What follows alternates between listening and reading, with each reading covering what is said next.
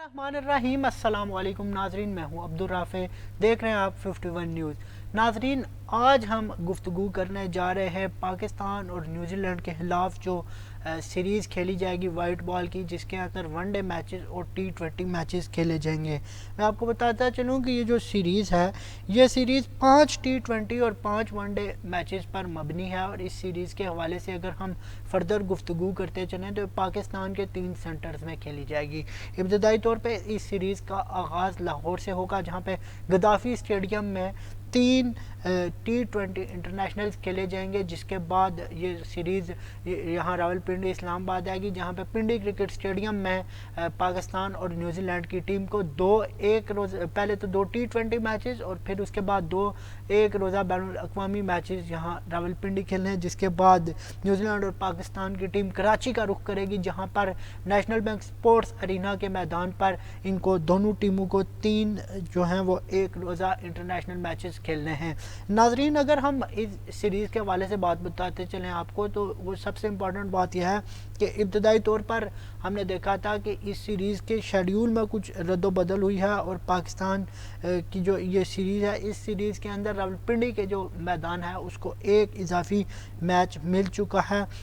Tickets जो हैं वो बुक मी के ऊपर अभी लाहौर के मैचेस के अवेलेबल हैं और उनके रेट्स भी हमने देखा है कि सामने आ चुके हैं कि लाहौर के मैचेस के रेट्स क्या हैं।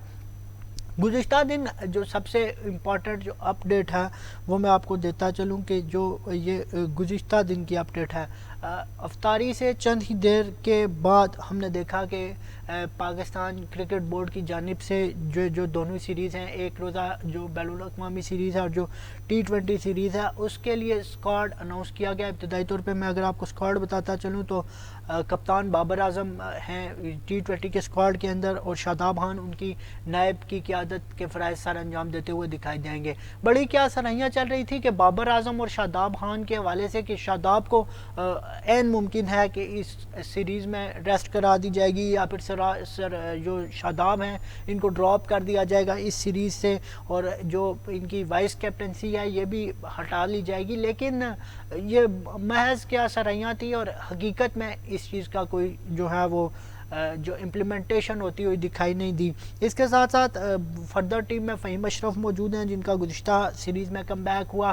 फ़खर ज़मान रेस्ट के बाद वापस आ रहे हैं। एक अच्छे PSL के बाद फ़खर ज़मान की वापसी, या फिर हारिस रऊफ़ जिन्हें रेस्ट दिया गया था वो वापस आए हैं। इफ्तिखार अहमद इस टीम का हिस्सा है। एहसान उल्लाह, हमने ये देखा था कि जो पाकिस्तान क्रिकेट बोर्ड की जो मैनेजमेंट कमेटी है उसके सरबराह नजम अजीज़ सेठी साहब ने ये बोला था कि कुछ खिलाड़ी हैं जो इस सीरीज़ से हमने पिक कर लिए हैं, जो फर्दर हमारा जो परमानेंट स्क्वाड है, क्योंकि अफ़गानिस्तान के अलावा हमने देखा था कि थोड़ी सी नौजवान टीम भेजी गई थी, लड़कों को टेस्ट करवाया गया था, तो वहाँ से एहसानुल्लाह की जो performance from last domestic season then PSL, और फिर हमने देखा कि जो अफ़गानिस्तान के खिलाफ सीरीज़ में एक अच्छी कारकर्दगी का सिलसिला था उसको एहसान ने कंटिन्यू किया और फिर अपनी जगह बनाई।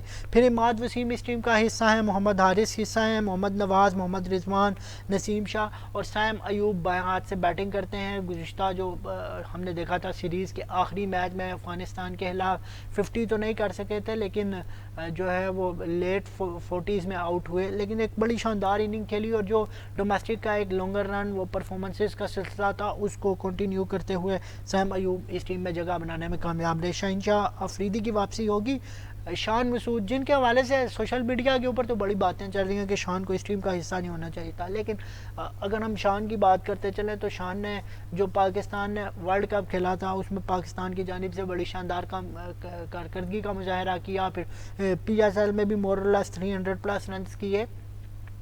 तो शान को अगर आप किसी प्लेयर को खेले बगैर आप उसको जज करेंगे तो ये बड़ी नाज़ेबा बात होगी। फिर ज़मान खान की एंट्री टीम में हुई है, तो ये बड़ी अच्छी बात है। ज़मान खान को हमने देखा कि जिस तरह उन्हें वो सेकंड मैच में वो थोड़े से रन कंसीड बचाने थे और वहाँ पर उन्हें बड़ी शानदार बॉलिंग की। अगर कोई आसान कैच कर लेते तो शायद वो मैच भी पाकिस्तान जीत सकता था, लेकिन ज़मान खान की जो रैपो है कि वो डेप्थ के बड़े स्ट्रॉन्ग बॉलर हैं, वहाँ पे उन्हें स्टैंड इन और डिलीवर किया है ज़मान खान ने। اور پھر اگر ہم ون ڈے ٹیم کی بات کرتے چلیں تو ون ڈے ٹیم کے حوالے سے بھی بڑی سوشل میڈیا کے اوپر باتیں چل رہی ہیں کہ ٹیم سلیکشن کیا ہے. تو سب سے پہلے اگر ہم سلیکشن کی بات کرتے چلیں تو یہاں پہ بھی بابر اعظم اور ان کے وائس کے طور پر شاداب خان موجود ہیں, پھر فخر زمان کی واپسی ہے, پھر عبداللہ شفیق یہاں پر موجود ہیں, حارث سہیل کا کم بیک. ہم نے دیکھا ہے کہ حارث بہت امپیکٹفل کرکٹر ہیں اور حارث سے ہم بڑا ایکسپیکٹ بھی کر رہے ہیں کہ وہ اب, کیونکہ دیکھیں اگر ہم مڈل آرڈر کی بات کرتے چلیں تو 5 نمبر پہ اوپر ایک سلاٹ موجود ہے, اور 5 کے اوپر ہمیں اگر حارث اسٹینڈ آن ڈلیور کر دیں. پھر 2019 کے ورلڈ کپ کی اگر ہم بات کرتے چلیں تو اسی نمبر کے اوپر حارث سہیل موجود تھے, اور حارث نے کافی اچھا پرفارم کیا, اور ہم ایکسپیکٹ بھی حارث سے کرتے ہیں اللہ سنٹل. حارث انجری پرون ضرور ہے, حارث کی اگر کوئی انجری نہیں ہوتی تو حارث, کیونکہ دیکھیں 2023 کا ورلڈ کپ بالکل سر پر ہے اور ان لڑکوں سے ہمیں بڑی امیدیں وابستہ ہیں. پھر امام الحق اس ٹیم کا حصہ ہیں, محمد نواز, محمد رضوان, وسیم جوریہ, نسیم شاہ, سلمان علی آغا جن نے بڑا اچھا انٹرنیشنل کرکٹ میں اپنا ڈیبیو کیا اور پھر بڑی اچھی پرفارمنسز کرتے ہوئے دکھائی دی ہے. تو سلمان علی آغا سے بھی اس بڑی سیریز میں بڑی ایکسپیکٹیشن ہے. پھر شاہین شاہ افریدی ہیں, شان مسعود ہیں, اور اسامہ میر موجود ہیں. اور اسامہ میر کا ہم نے دیکھا جس طرح وہ ڈومیسٹک سیزن میں پرفارم کرتے آئے, پھر پی ایس ایل میں پھر ہم نے دیکھا کہ جو گزشتہ آپ کی ون ڈے سیریز تھی اس کے اندر بھی اسامہ میر کو چانس دیا گیا اور اسامہ میر نے اچھا پرفارم کیا ہے. تو اب دعا اور امید یہی ہے کہ یہ جو کھلاڑی ہیں یہ پاکستان کے لیے اچھی کارکردگی کا مظاہرہ کریں اور اس نیوزی لینڈ کے خلاف سیریز میں کامیابیاں دلاتے ہوئے دکھائی دیں. اور اگر ہم فردر اس سیریز کے حوالے سے بات کرتے چلیں تو یہ سیریز کیونکہ ون ڈے سیریز ہے 5 ایک روزہ میچز کی, اس کے بعد پھر ایشیا کپ, پھر ورلڈ کپ, تو پاکستان کے لیے یہ ایک بڑا موقع ہے کہ جو آپ کی جو اس چیز موقع کے اوپر آپ آ جائیں کہ آپ کی ٹیم کیا کھیلے گی, آپ کی فائنل پلینگ 11 کیا ہوں گی. تو جہاں پہ 1-2-4 اسپاٹس کے اوپر کنسرنز ہیں, کیونکہ دیکھیں کافی ساری اسپاٹس تو بہت کلیئر ہیں, ڈن اینڈ ڈسٹڈ ہیں, آپ کو دکھائی دے رہی ہیں کہ 4 تک آپ کی بیٹنگ جو ہے وہ کلیئر ہے, آپ کو دکھائی دے رہی ہے. پھر آپ کے بالرز جو ہیں وہ 3 بالرز آپ کو پتہ ہے, پھر شاداب بھی اپنی جگہ بنا کے بیٹھے ہوئے. تو جو شاید 2 اسپاٹس ہیں جہاں کا ابھی تمام تر بحث ہے, تو ان 2 اسپاٹس جو نمبر 6 کی, انفیکٹ 3 اسپاٹس ہیں, نمبر 5 کی, نمبر 6 کی اور نمبر 8 کی, ان اسپاٹس پہ آپ دیکھنا ہوگا کہ پاکستان کرکٹ ٹیم کیونکہ ورلڈ کپ بالکل قریب ہے